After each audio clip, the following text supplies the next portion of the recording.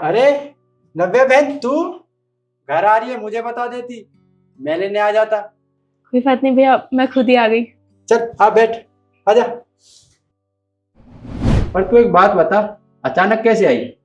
वो क्या है ना भैया, मुझे आपकी मदद चाहिए।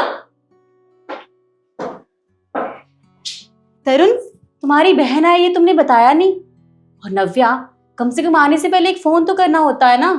क्यों बिन बुलाए मेहमानों की तरह आ जाती हो हमेशा? तुम्हें अच्छा लगता है क्या ऐसे? शिखा, ये कैसे बदतमीजी से बात कर रही हो तुम? मेरी बहन आई है, चाय पानी पूछने की जगह तुम ऐसे बात कर रही हो। भैया जाने दीजिए ना, भाभी तो बस वही बोल रही है जो सच है। और भाभी, मैं आपको बताने वाली थी, पर वो क्या है ना, मेरा फ़ोन ख़राब हो गया था, वरना मैं बता के आती। भैया मुझे ना आपसे एक छोटी सी मदद चाहिए थी। हाँ बता, कैसी मदद चाहिए? तेरा भाई करेगा तेरी मदद। अ, क्या हुआ नव्या? तुम्हारी शक्ल देख के लग नहीं रहा है कि तुम ठीक हो। तुम्हारी लाइफ में सब सही चल रहा है ना? नहीं भाभी, कुछ भी सही नहीं चल रहा है। इनकी नौकरी गए हुए पूरे 2 महीने हो चुके हैं, और जो घर की सारी सेविंग्स थी वो भी ईएमआई भरने में और घर का रेंट देने में ही ख़त्म हो गई हैं। अब तो घर में राशन भी नहीं बचा है। भैया मुझे कुछ समझ नहीं आ रहा है, मैं क्या करूं, मैं किससे मदद मांगूं। और इन्होंने मुझे सबसे मदद मांगने के लिए मना कर रखा है। पर भैया घर में खाने के लिए अब राशन भी नहीं बचा है, तो अब कैसे गुजारा होगा। इसलिए मैं इनसे बिना बताए आपसे मदद मांगने आ गई हूँ। और भैया आप भी उन्हें मत बताइएगा कि मैं यहाँ पे आई थी, वरना वो बहुत गुस्सा हो जाएंगे। क्या कहा तुमने? तुम अपने पति को बिना बताए अपने भाई के यहाँ आ गई? इससे पहले तो कभी ऐसा हुआ नहीं। तुम तो हमेशा उन्हें बता के आती थी यहाँ पे, और इस बार बिना बताए आ गई। और अब तुम चाहती हो कि तुम्हारा भाई तुम्हारी मदद भी करे। देखो नव्या, सीधी साफ बात बोलूंगी मैं, तुम्हारे भाई ने तुम्हारा ठेका नहीं उठा रखा है, समझी? उनका भी परिवार है, बीवी है, बच्चे हैं।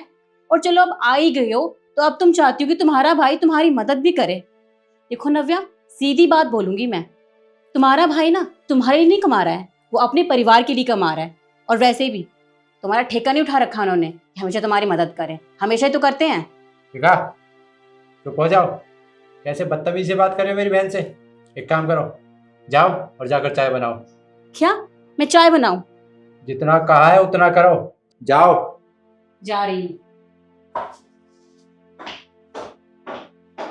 नव्या, तू अपनी भाभी की बातों का ना बुरा मत माना कर, वो है ही ऐसी। पर तू 2 मिनट रुक, मैं भी आया। क्या कर रहे हो तुम? अंदर रखो इन्हें। मैं अपनी बहन को देने जा रहा हूँ ये पैसे। अच्छा, और जब मैं तुम्हें बोलती हूँ कि मुझे शॉपिंग के लिए पैसे चाहिए, तब तुम्हारे पास पैसे नहीं होते हैं।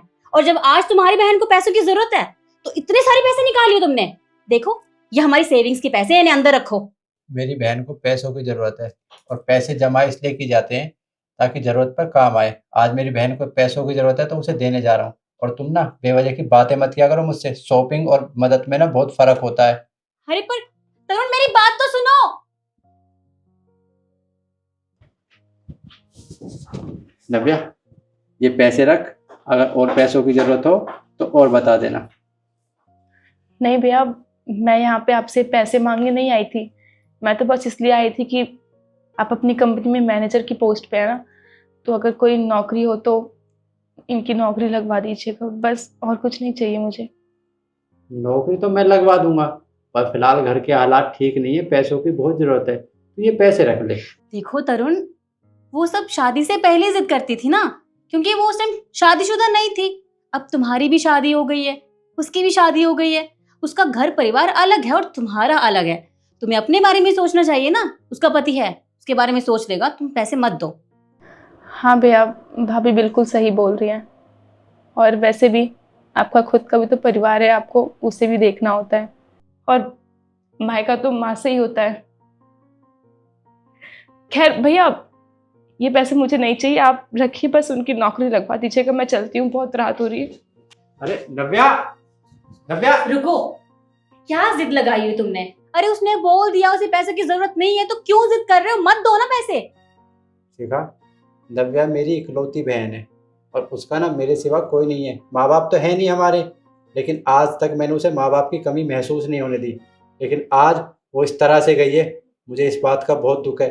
तुम एक बात बताओ, जब तुम्हारे भाई को पैसों की ज़रूरत थी तो मैंने मदद की थी ना 1 लाख रुपए देकर, तब तो तुमने कुछ नहीं कहा।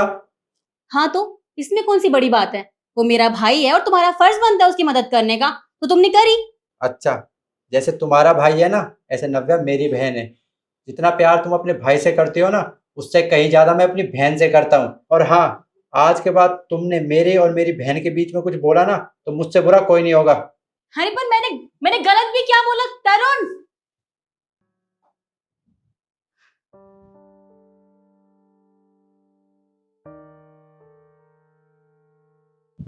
नव्या,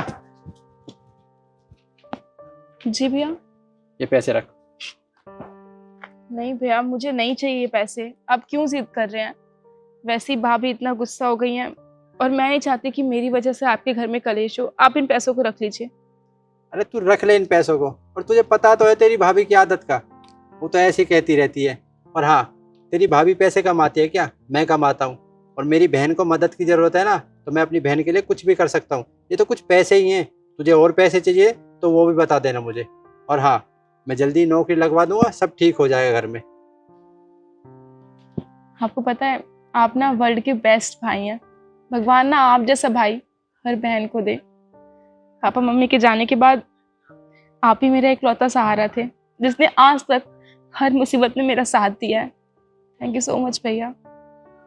तेरा भाई जब तक जिंदा है ना, तुझे किसी भी तरह की परेशानी नहीं होने देगा। अब एक काम कर, मौसम खराब है, बारिश हो रही है, तू घर कैसे जाएगी? गाड़ी में बैठ, मैं घर छोड़ाता हूँ, चल। जी भैया। और आप लोग मुझे कमेंट करके ये बताइए कि मैंने अपनी बहन की मदद करके सही किया या गलत।